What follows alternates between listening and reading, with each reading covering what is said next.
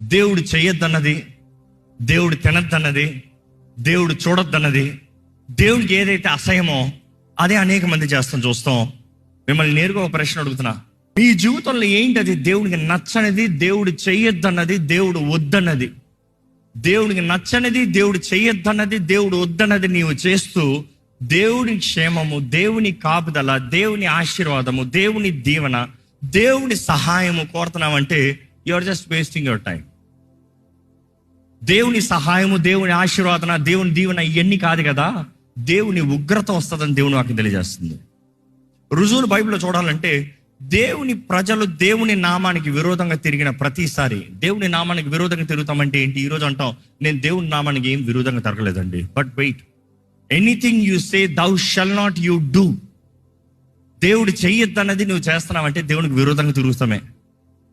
అనేక సార్లు మనం అంటాం నేను దేవుని